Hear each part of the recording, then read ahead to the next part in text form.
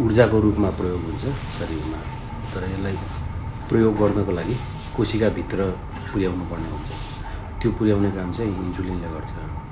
अनि अब यही इन्सुलिनले कोशिकाभित्र पुर्याउने काममा कुनै पनि प्रकारको यदि समस्या हिन्ड्रेन्स क्रिएट भयो भने डायबिटिज हुने। अब त्यो हिन्ड्रेन्स अथवा बाधा क्रिएट गराउने भनेको या त अब इन्सुलिनको उत्पादनमै कमी, त्यसरी कमी भएर हुने चाहिँ प्रकारिक डायबिटिज भयो, टाइप 1 डायबिटिज। त्यो चाहिँ कम उमेरमै बालबालिकाहरूमा देखा पर्छ, अथवा प्रकार 1 कै एउटा वयस्कहरूमा देखा पर्ने डायबिटिज, जसलाई चाहिँ LADA लाडा, जसलाई चाहिँ latent autoimmune diabetes in adults भनिन्छ।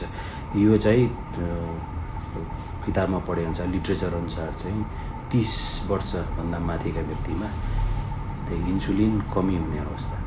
सो या त इन्सुलिन कमी हुने भयो एउटा। अर्को चाहिँ इन्सुलिनको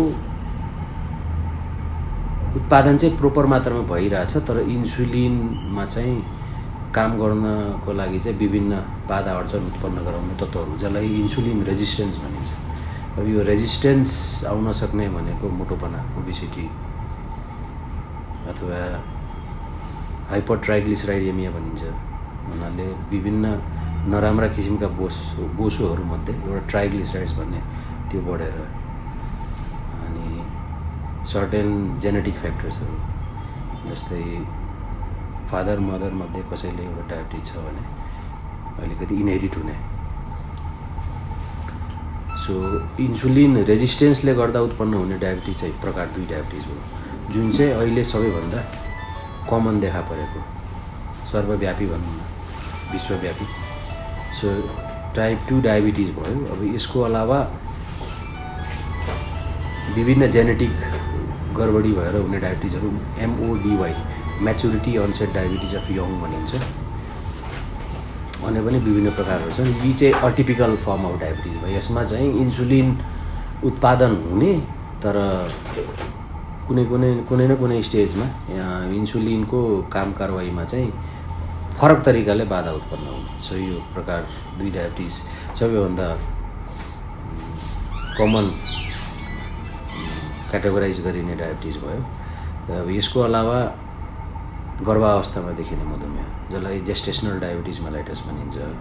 अब यसको गर्भावस्थामा हुने डायबिटिजको डायग्नोसिस गर्ने क्राइटेरिया र नन प्रेग्नेन्ट एडल्टमा डायबिटिज डायग्नोसिस गर्ने क्राइटेरिया फरक हुन्छ। सो गर्भावस्थामा हुने डायबिटिज चाहिँ गर्भको दौरान विभिन्न हर्मोनहरू, जस्तै सुरुमा इस्ट्रोजेन, पछिल्लोतिर गएर चाहिँ प्रोजेस्टेरोन भन्ने हर्मोन, प्लेसेन्टा जुन भन्छ साल, त्यसले उत्पादन गर्ने हर्मोनले चाहिँ यही इन्सुलिन प्रतिरोधको अवस्था सिर्जना गर्छ। र प्रेग्नेन्सी स्पेसिफिक सुगरको एउटा टार्गेट हुन्छ, त्यो टार्गेटभन्दा बाहिर गयो भने डायबिटिज डायग्नोसिस गरिन्छ।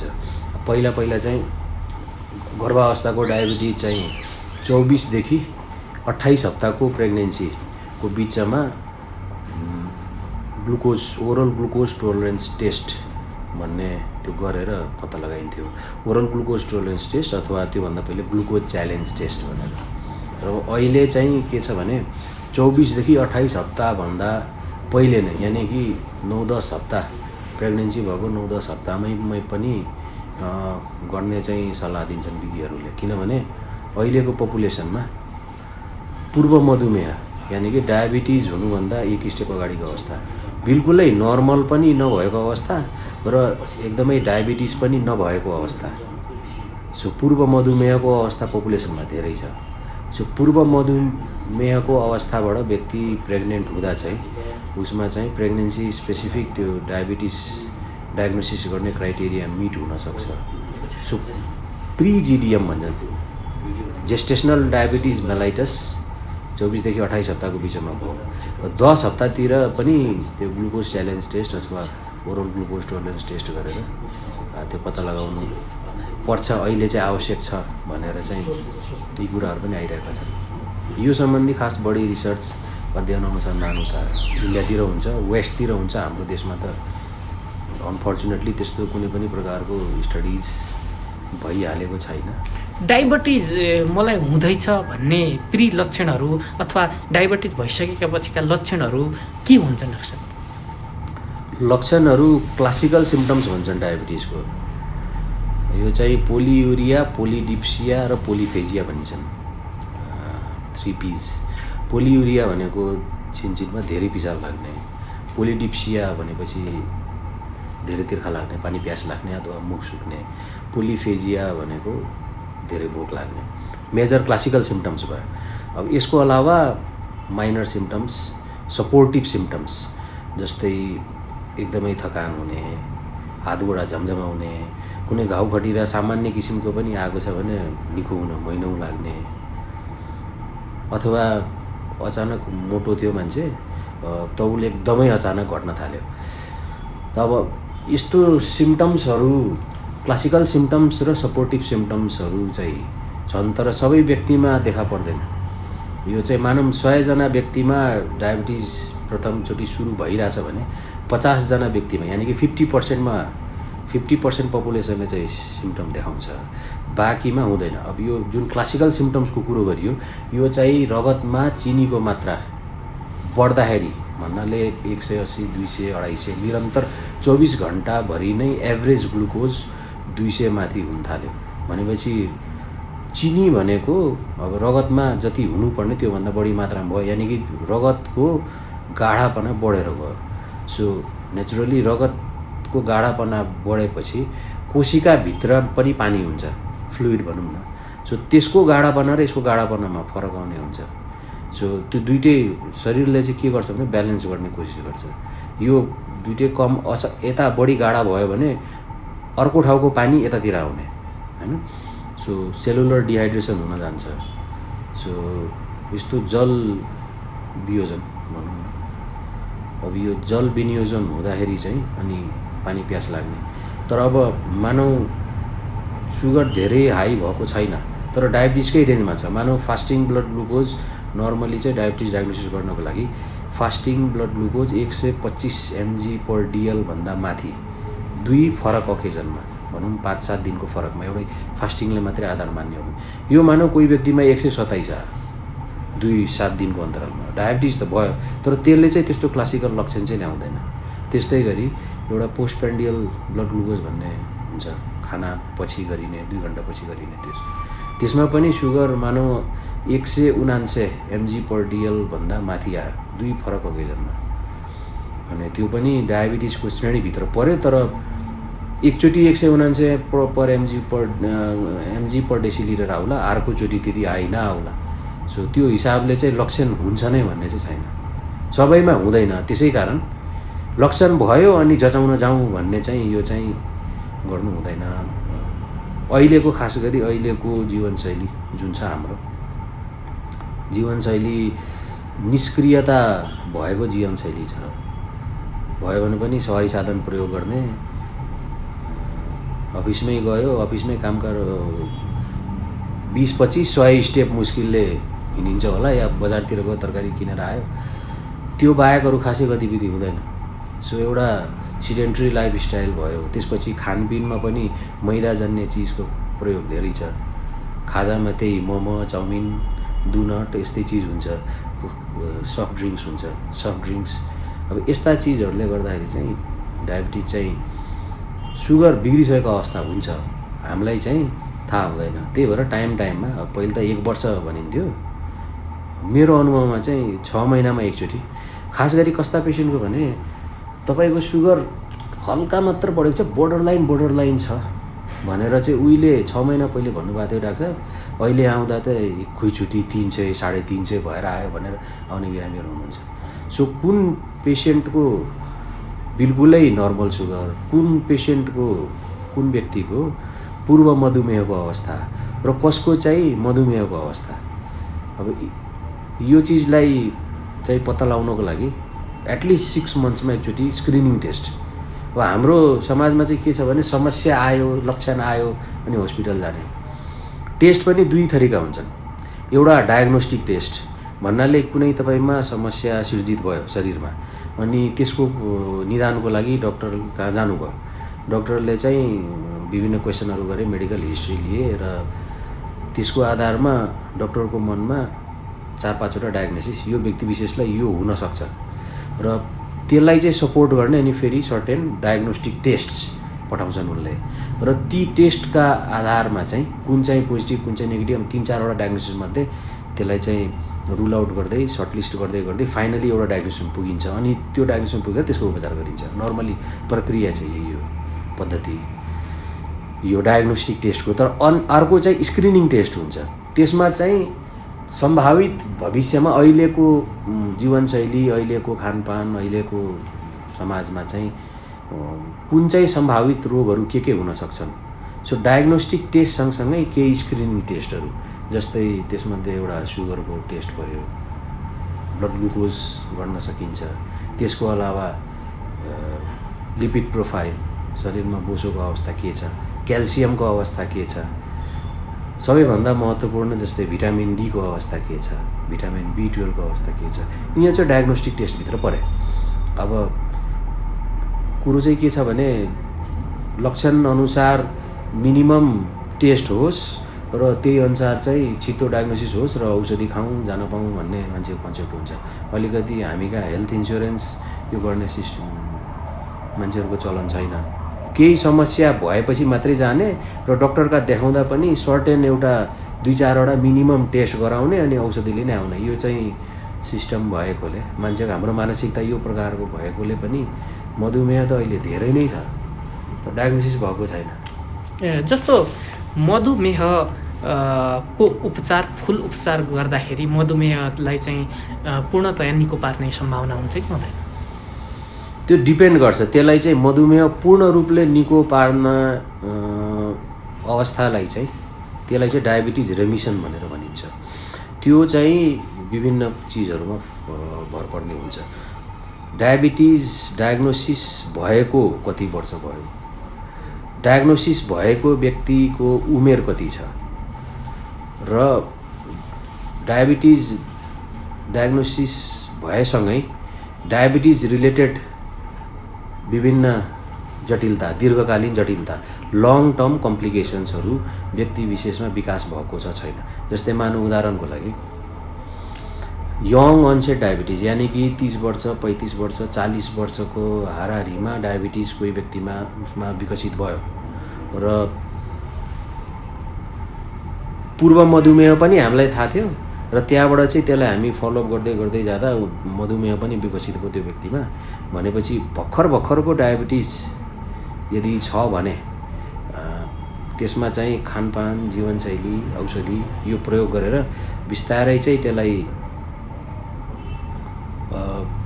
सुगर, हाई सुगरबाट लो, त्यो डायबिटिजको विभिन्न प्यारामिटर्स हुन्छन्। यो प्रोग्रेसनको नियन्त्रण चाहिँ कसरी छ, भइरहेछ छैन, यसरी नियन्त्रणलाई चाहिँ त्यो सुनिश्चित पारेर भर्खरको डायबिटिज हो भने चाहिँ त्यो चाहिँ पूर्ण रूपले पनि निको हुनसक्छ।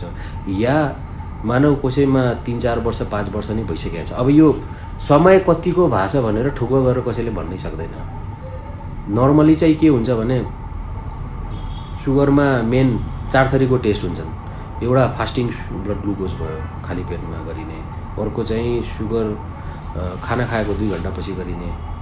त्यसको अलावा विगत 3 महिनाको सुगरको समग्रमा जानकारी दिने निचोड देखाउने एउटा टेस्ट, जसलाई HbA1c भनिन्छ। त्यसको हिसाब त्यसले चाहिँ प्रतिशतमा आउँछ। त्यो मानौँ 7%, 7.5%, 6.5%। अनि चौथो ऱ्यान्डम, दिनको कुनै पनि समय गरिने टेस्ट, चाहे व्यक्ति विशेषले खाना खाएको होस् या खाली पेट होस्।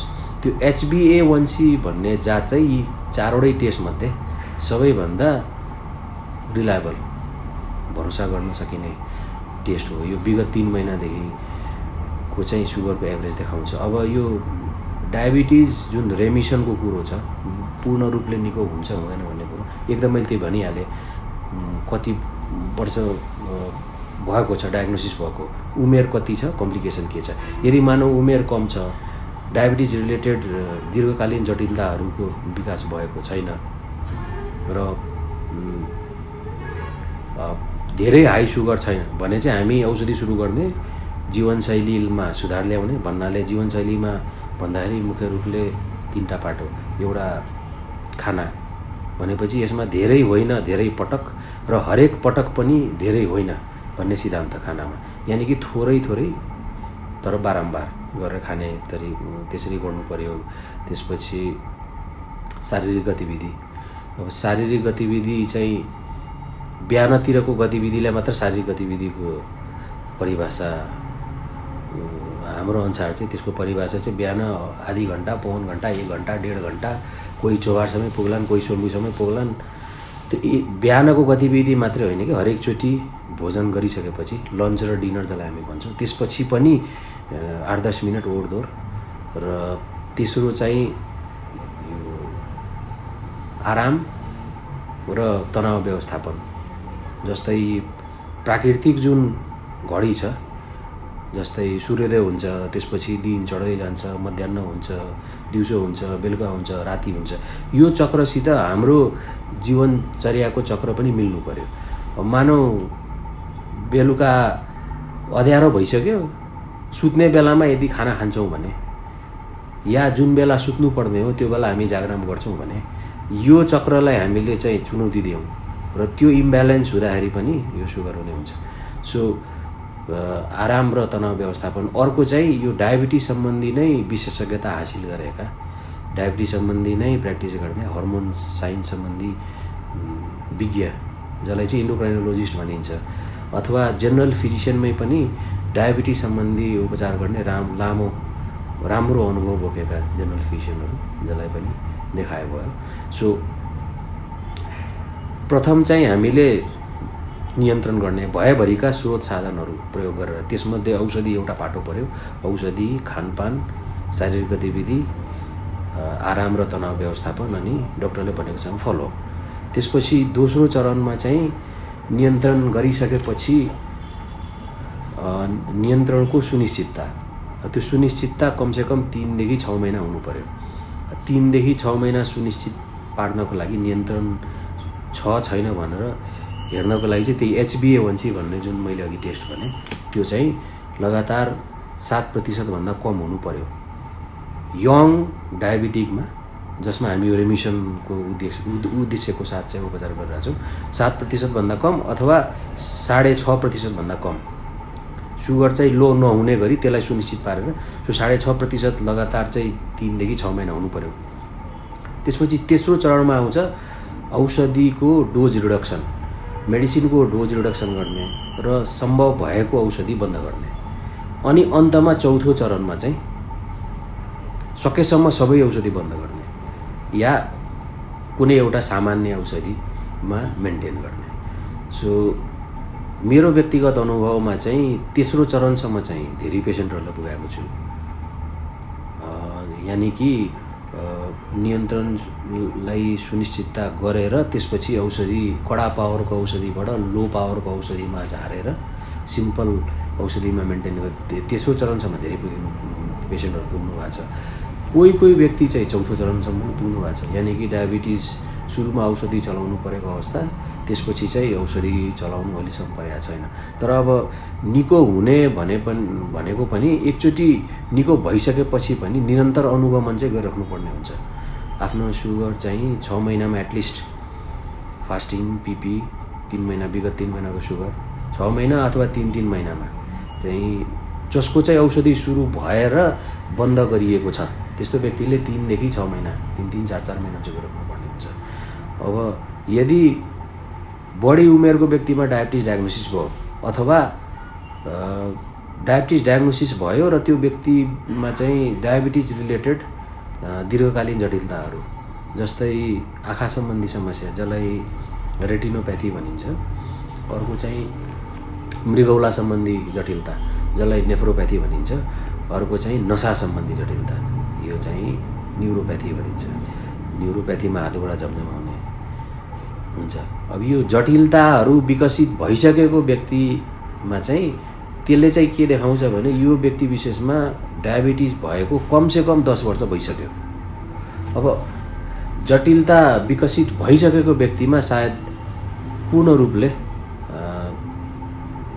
डायबिटिजको उन्मूलन चाहिँ सम्भव नहोला, तर नियन्त्रण गरेर तेस्रो स्टेजसम्म भन्नाले औषधिको डोज रिडक्सन मिनिममसम्म चाहिँ मेन्टेन गर्न सकिन्छ। जस्तो अन्तमा डाक्टर साहब, यो जस्तो मधुमेह भएको व्यक्तिहरूले चिनी नखाने अनि चाहिँ आलु नखाने, भात नखाने जस्ता कुराहरू आइरहेको हुन्छन्, यो यसमा सत्यता छ? यसमा सत्यता पनि छ, आंशिक सत्यता छ। अब आंशिक किन छ भने वास्तवमै आलुले धेरै सुगर बढाउँछ, भातले धेरै सुगर बढाउँछ, चिनीले सुगर बढाउँछ। अब यसमा चाहिँ भात र आलु भन्दा चिनी चाहिँ बिल्कुलै नखानुस् भन्छु म। प्रोसेस्ड उखुबाट चाहिँ उखुको रस, त्यसलाई चाहिँ विभिन्न प्रक्रिया गरेर प्रोसेस सुगर हो। चिनी नै चाहिँ खाइयो भने चाहिँ बिग्रिन सक्छ। जस्तै सुगरमा चाहिँ के छ भने खाद्य पदार्थ दुई श्रेणीमा यसलाई चाहिँ वर्गीकरण गरौँ।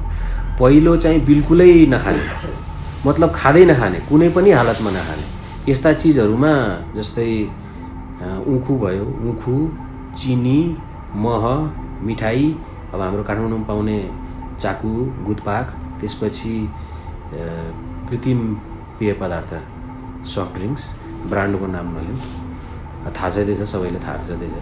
अनि त्यसको अलावा इनर्जी ड्रिङ्क्स, यिनीहरू चाहिँ बिल्कुलै वर्जित, 8-9वटा भन्दा बढी छैन, बिल्कुलै वर्जित। त्यसपछि खाना हुने चिजको श्रेणी आउँछ। त्यसमा पनि दुईटा समूह। पहिलो समूह कहिलेकाहीँ मात्र खान हुने, थोरै मात्र खान हुने, अथवा चाख्न मात्र हुने, अथवा म त भन्छु यसो हेरेर आनन्द लिन मात्र हुने एउटा समूह। अनि अर्को समूह चाहिँ खान हुने समूह। अब त्यो कहिलेकाहीँ मात्र खान हुने समूह, चाख्न हुने मात्र समूह, यही समूहको खाद्य पदार्थले सुगर बढी बिगाड्ने हुन्छ। यसमा सबैभन्दा पहिलो दोषी भनेको मैदाजनित परिकार। अब यसमा मोमो, चाउमिन, डोनट, पफ, बन, सेतो पाउरोटी, केक, बेकरीको आइटम्सहरू यिनीहरू भयो, दालमोट, नमकिन, भुजिया, त्यसपछि अब धेरै छन् हैन जङ्क फुडको क्याटेगोरीमा। सो जस्तै भनिन्छ नि प्याकेज्ड, प्रोसेस्ड, क्यान्ड, स्मोक्ड, अब यस्ता बार्बिक्युड, यस्ता फ्यान्सी टर्म भएका यो स्ट्याटस सिम्बलका यस्ता खाद्य पदार्थहरू, पिज्जा, बर्गर हैन, यस्ता चिजहरूले चाहिँ अत्यधिक बिगार्छ। यो भयो। फलफुलको हकमा आँप, केरा, खरबुजा, अनार, मेवा, किसमिस यस्ता चिजहरूले यिनीहरूले धेरै बिगार्ने भयो। अनि सागसब्जीमा चाहिँ खास गरी आलु, पिँडालु, तरुल भनेपछि यिनीहरूले धेरै बिगार्ने भयो।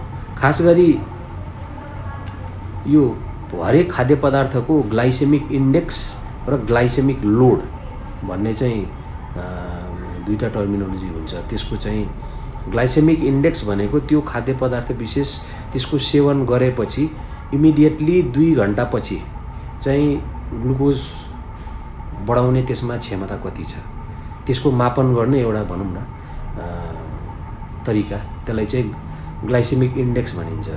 अनि अर्को हुन्छ ग्लाइसेमिक लोड। ग्लाइसेमिक लोड भनेको चाहिँ यो खाद्य पदार्थमा कार्बोहाइड्रेट भन्ने तत्त्व चाहिँ कति छ। ग्लाइसेमिक लोडले चाहिँ समग्रमा 24 घण्टाभरिमा सुगर चाहिँ कतिको वृद्धि गराउन सक्छ, त्यसलाई मापन गर्ने चाहिँ ग्लाइसेमिक लोडबाट हो। अनि खास गरी हामीले खाने यो सेवन गर्ने चिजमा चाहिँ कि त कार्बोहाइड्रेट हुन्छ, कि प्रोटिन हुन्छ, कि फ्याट्स हुन्छ। सबैभन्दा धेरै चाहिँ कार्बोहाइड्रेट हुन्छ। कार्बोहाइड्रेट जस्तै तरकारीमा कार्बोहाइड्रेट भयो, आलुमा कार्बोहाइड्रेट भयो, अनाजमा कार्बोहाइड्रेट भयो, रोटीमा कार्बोहाइड्रेट भयो। त्यसपछि आयो प्रोटिन। प्रोटिन खास गरी माछा, मासु, अनि दुधमा, अन्डामा, दालमा यो भयो। अनि बोसो फ्याट यो चाहिँ तेलमा। सो अब यो ग्लाइसेमिक इन्डेक्स र ग्लाइसेमिक लोड चाहिँ अब जो व्यक्तिमा चाहिँ अब इन्टरनेटको पहुँच छ, आजकल त स्मार्टफोन व्यक्तिको हातमा छ, नेट सर्फिङ सबैले गर्नुहुन्छ। सो आफूले सेवन गर्ने खाद्य पदार्थको ग्लाइसेमिक इन्डेक्स र ग्लाइसेमिक लोड चाहिँ लोवर साइडतिर हुनु पर्यो। लो, इन्टरमिडिएट र हाई 3 क्याटेगोरीमा हुन्छ। हामीले सकेसम्म लो टु इन्टरमिडिएट रेन्जभित्रको ग्लाइसेमिक इन्डेक्स र ग्लाइसेमिक लोड भएको खाद्य पदार्थ सेवन गर्नु पऱ्यो। जस्तै एउटा उदाहरण दिन्छु म, एउटै खाद्य पदार्थको high glycemic index low glycemic load हुनसक्छ अथवा low glycemic index high glycemic load हुनसक्छ। जस्तै हाई ग्लाइसेमिक इन्डेक्स र लो ग्लाइसेमिक लोड भएको खाद्य पदार्थको एउटा उदाहरण चाहिँ खरबुजा। त्यसले खाने बित्तिकै इमिडिएटली सुगर, खाना खाएको 2 घन्टापछिको सुगर स्वात्तै धेरै माथि पुर्याउँछ त्यसले। तर 24 घन्टामा चाहिँ समग्रमा त्यसको कार्बोहाइड्रेट कन्टेन्ट कम हुन्छ। सो 24 घन्टाभरिमा चाहिँ सुगर धेरै बढाउँदैन, तर खाना खाएको 2 घन्टापछिको सुगर बढाउँदैन। अनि त्यस्तै गरी लो ग्लाइसेमिक इन्डेक्स र हाई ग्लाइसेमिक लोड भएको खाद्य पदार्थ चाहिँ सुगर फ्री बिस्किट। अब सुगर फ्री बिस्किट खानुभयो भने सुगर खाना खाएको 2 घन्टापछिको सुगर चाहिँ त्यति हाई नहोला, तर त्यसको कार्बोहाइड्रेट कन्टेन्ट त हुन्छ भने 24 घन्टाभरिमा चाहिँ त्यसले सुगर बढाउने भयो। मेन चाहिँ सुगर फ्री भन्ने टर्मिनोलोजी आफैमा यो धेरै विरोधाभासपूर्ण छ। सुगर फ्री भनेको एडिसनल सुगर नहालेको, sugar free biscuit, sugar free juice, त्यो सुगर फ्री चामल भनेर पनि मार्केटिङ गरेको पाएको छु मैले। त्यस्तो सुगर फ्री भन्ने चाहिँ हुँदैन, प्रोसेस्ड बाहिरबाट सुगर नहालेको होला। तर सुगर फ्री भन्दैमा जति नै खानु हुने सुगर यसले चाहिँ बढाउँदैन भन्ने पनि भ्रम मान्छेमा व्याप्त भएको देखेँ।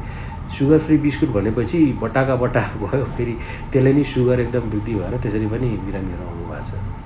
सो खाना चाहिँ मेन त्यसरी चाहिँ ग्लाइसेमिक इन्डेक्स र ग्लाइसेमिक लोड लो भएको खाद्य पदार्थ सेवन गरियो भने चाहिँ सुगर चाहिँ नियन्त्रणमा राख्न सकिन्छ।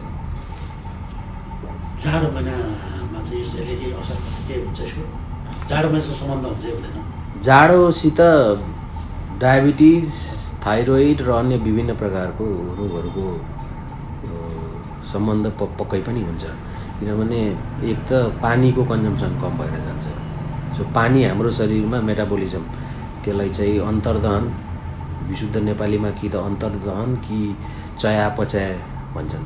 सो यो भनेको भोजन गरिसकेपछि र त्यो पचिसकेपछि त्यसपछि रगतमा हुने विभिन्न क्रिया प्रतिक्रिया। सो यो मेटाबोलिजम सुचारू प्रोपर तरिकाले चाहिँ हुनको लागि पर्याप्त पानीको सेवन हुनु पर्यो, जुन चाहिँ जाडो महिनामा त्यो सेवन घट्छ र मेटाबोलिजम गडबड हुँदा त्यसले पनि सुगरलाई असर गर्ने हुन्छ। अर्को चाहिँ चिसो हुन्छ, बाक्लो न्यानो कपडा लगाइन्छ र हिडडुल शारीरिक गतिविधि कम हुन्छ। सो शारीरिक गतिविधि कम भएपछि त्यसले पनि सुगरमा असर पार्ने नै भयो। त्यसको अलावा यसमा भोकको वृद्धि भएर जान्छ। सो भोक वृद्धि हुँदाखेरि खाना पनि त्यही अनुसारको हुने गर्छ र जाडोको बहानामा मान्छेको अब यो विभिन्न बहाना, चुरोटको सेवन, मदिरापान, होइन, साथीहरूको जमघट गरेर त्यो गर्ने। सो यी सबै विभिन्न हरकत गतिविधिहरूले गर्दा चाहिँ सुगर चाहिँ यसमा वृद्धि नै हुने गर्छ जाडो महिनामा गर्मीको तुलनामा। अनि अन्तमा जस्तो सुगरले हाम्रो शरीरमा पार्ने प्रभावहरू, असरहरू के हो? सुगरले शरीरमा पार्ने असर चाहिँ एउटा अल्पकालीन र अर्को दीर्घकालीन, एक्युट कम्प्लिकेसन्स र क्रोनिक कम्प्लिकेसन्स। अल्पकालीन जटिलताहरूमा डायबिटिज केटोएसिडोसिस भनेर भनिन्छ, डायबिटिक केटोएसिडोसिस, अथवा अनि अर्को चाहिँ HHS, हाइपरअस्मोलर हाइपरग्लाइसेमिक स्टेट। यसमा चाहिँ अत्यधिक मात्रामा अचानक सुगर वृद्धि हुने र शरीरमा जल विनियोजन हुने, होस गुमाउनु पुग्ने व्यक्तिले, यो चाहिँ सिरियस कन्डिसन नै हो। यसमा आइसियुमै भर्ना गरेर त्यो बेला चाहिँ अन्य अवस्थाभन्दा इन्सुलिन अत्यधिक कमी भएर जान्छ र त्यही प्रकारको इन्सुलिन दिनुपर्ने हुन्छ, हाइड्रेसन गर्नुपर्ने हुन्छ। यो चाहिँ एक्युट कम्प्लिकेसन भयो। अनि दीर्घकालीन जटिलताहरू, त्यसमध्ये चाहिँ HbA1c मा आधारित 3 प्रकारका जटिलता, जुन चाहिँ अघि हामीले कुराकानी गर्दा क्रममा चाहिँ अघि भनेअनुसार 10 वर्षभन्दा बढी भइसकेको छ डायबिटिज र अनियन्त्रित छ, यानि कि HbA1c 7% भन्दा माथि रहेको छ भने चाहिँ 3टा प्रमुख कम्प्लिकेसन्सहरू। एउटा चाहिँ रेटिनोप्याथी, यानि कि आँखाको समस्या, आँखाको पर्दामा चाहिँ डायबिटिज रिलेटेड समस्या आउने र त्यसले अन्धोपना ल्याउने। अर्को नेफ्रोप्याथी, यानि कि मृगौला खराब गर्ने, किडनी फेल गएर डायलाइसिससम्मको अवस्थामा पुर्याउने। इनफ्याक्ट हाम्रो देशमा अथवा साउथ एसियामै किडनी फेल गराउने एउटा प्रमुख नम्बर 1 कजेटिभ डिजिज भनेको डायबिटिज हो। र तेस्रो चाहिँ न्युरोप्याथी भन्नाले स्नायु प्रणालीको नसा, नर्भस सिस्टमको नसामा चाहिँ खराबी आउने, जसले गर्दा हातगोडा झमझमाउने, यो पैताला पोल्ने, मासु फर्किने, बाउडिने यस्ता कम्प्लिकेसन समस्या लिएर आउने हुन्छन्। यो भयो। यसको अलावा अन्य यो चाहिँ माइक्रोभ्यास्कुलर कम्प्लिकेसनको श्रेणीभित्र पर्यो, यानि कि साना साना रक्तनलीका समस्या जो चाहिँ डायबिटिजले गर्दा आएको हो। डायबिटिज चाहिँ 10 वर्ष अथवा त्योभन्दा बढी अनियन्त्रित रहिरहँदा।